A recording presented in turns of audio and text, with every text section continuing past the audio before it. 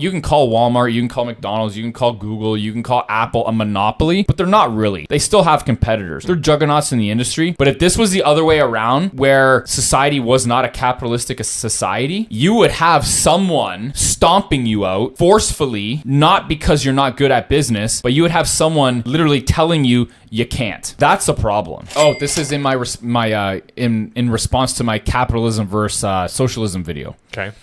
So basically, somebody was arguing that they're not a fan of capitalism because capitalism creates monopolies. Okay.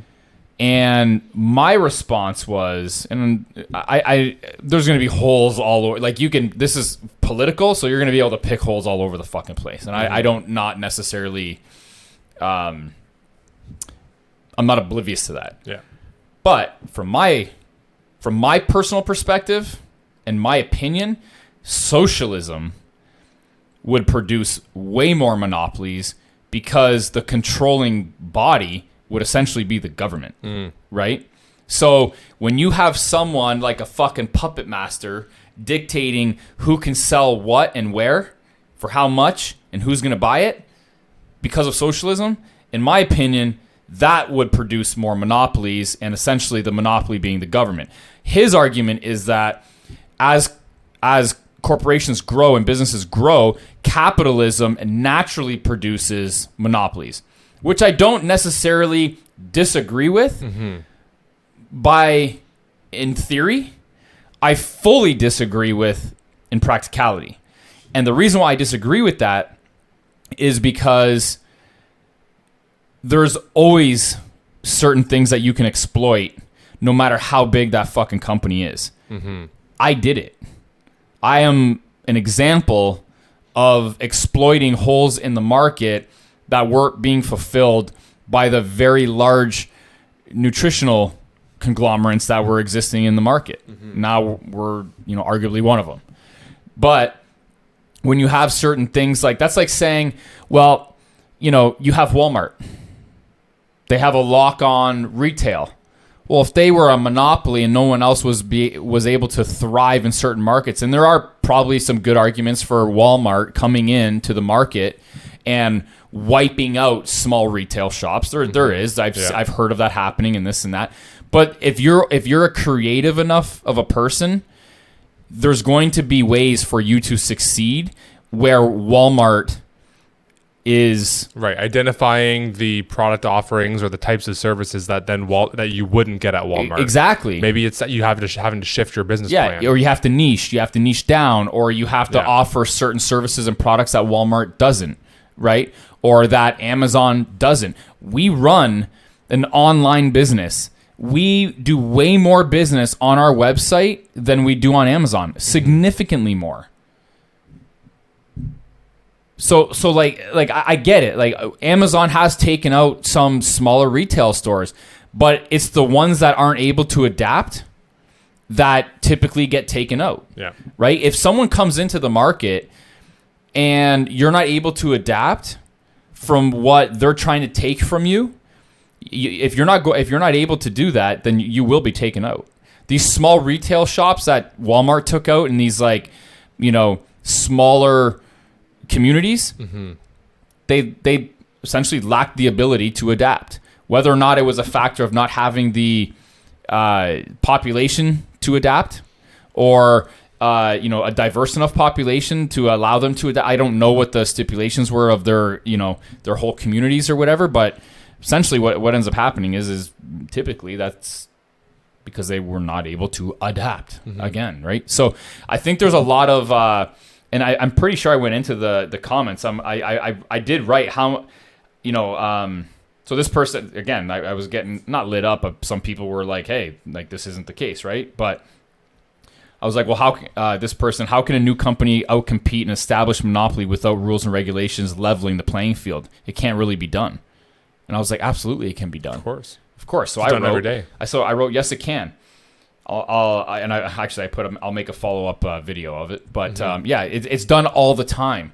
You see Google, you see like certain people come up with these certain things that Google is not able to, capitalize on, Yeah. or isn't able to offer people in terms of services and products. So what happens? People offer it. Mm-hmm.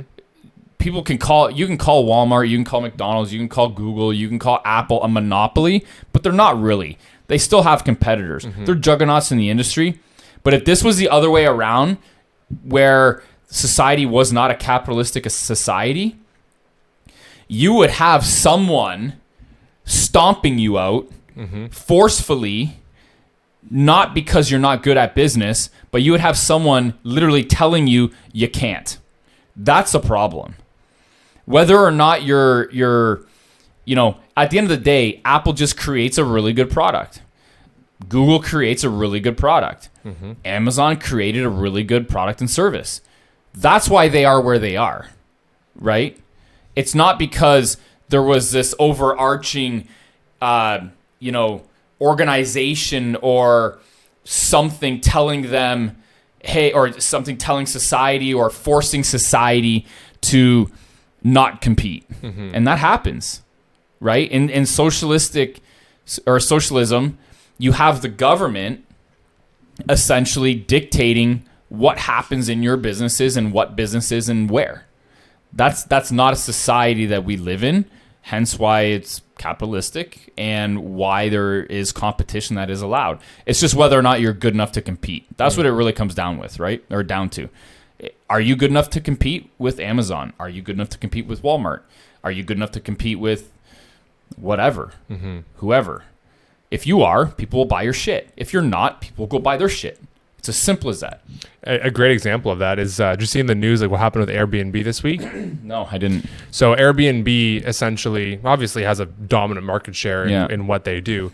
But there was a former employee that essentially wanted to create a spin-off idea and leverage Airbnb platform and kind of create a part of the business within Airbnb. And then Airbnb never really adopted it. So they ended up leaving the company and kind of creating this spin-off on their own. And essentially what the business model is that a lot of people, where the need is in the market is that everyone wants to kind of like list their place on Airbnb, but to get properties right now, it's very expensive. Okay. Right. Like, what do you mean to get properties to right buy now? a property in the market right now in okay. almost all of North America, with the exception of a few submarkets. It's very expensive. Got it. So what this essentially this former employee of Airbnb did, and he might actually be part of like the original kind of founding group or something like that. But he wasn't like the CEO or anything like that. So anyway, so he created a spin-off business where essentially he's having like small homes that are fully finished. Like you're talking about maybe 500, 600 square feet, and it's almost like a shipping container house sort of idea. Okay. And you can either get a studio apartment or a 1-bedroom, and you literally like you buy the entire fucking thing finished, and they just crane it onto your property, and then you list it on Airbnb. But that property itself, he created a separate business, separate from Airbnb, selling these finished units, and he's selling the studios for like $250,000, and then the 1-bedrooms for like $320 or something, obviously US, but still like a great price, and regardless of the submarket that you're in. So imagine taking one of those and putting it in a market like greater New York area or Seattle or fucking like Atlanta or Miami or any of these sorts of areas, and you have like a little bit of property, and it's not a very big unit, but it's such an interesting model because they can mass produce these things, fucking get them anywhere in the country, plop them on your fucking land, and then all of a sudden you are able to list it on Airbnb. So I'm assuming they have their own ability for like electricity. Like, how do you pipe in services and stuff like that? Did it get into that? Well, you could probably find. I only saw this on like the news this morning. Yeah. Okay. And I was like, "Fuck, this is super interesting." I'm gonna tell Dan about this. But yeah, and this kind of also ties into your whole idea of that this is somebody that, okay, sure, they worked for Airbnb before, but Airbnb itself did not want to adopt this business model as part of their business. They don't want to have physical real estate as part of their business. They don't want to hold that asset, right? So the guy's like, well, fuck it. Like, I know this is a niche. I'm going to do it myself. Yeah. Right? And so now here he is doing it, and like, who knows whether or not he'll be successful at it. I think it's a great idea. I wonder if something like that would actually work, because you're not, like, do you need a permit? You know what I'm saying? Like, do you need a permit to put that on your property? But anyways, that's something for another topic. But again, Airbnb, they are probably looked upon as a monopoly. Well, then now you have somebody that, hey, I'm going to leverage this service and product that they did not want to offer and differentiate from what's currently being offered, nobody told him he can't do that. Yeah, exactly. If the product's good and the service is good, people will use it and people will buy it. It's as simple as that. And Airbnb this year, like as well, is losing market share. Yeah, right. Like because what's happening is it's getting overkill in terms of like you see all those kind of like spoof spin-offs of people that are staying at Airbnbs and they're fucking like cleaning like crazy and wiping down everything down because they're like essentially not what's happened in the last year with Airbnb is that cleaning fees are just up the fucking wall. You leave a couple fucking crumbs, all of a sudden they're charging you $500 because the place was a fucking mess. Is that right? Right. And so people are starting to now move away from Airbnbs and go back to hotels because they're like, I want a fucking normal cleaning fee or cleaning staff that's included in what I'm paying for a hotel. Interesting. Right. It's kind of like it's going too far. And so they're actually starting to lose market share. So you're actually having hotels starting to increase their market share, or boutique hotels or like smaller places that are now gaining steam because what are they doing? They're having a better like service offering for what people are looking for nowadays, right? No longer is Airbnb cheaper because that's the reason why they dominated in the first place. Yeah, that makes sense because you have to hire third-party cleaning services to take care of it, right? So no, that makes sense. That's very interesting.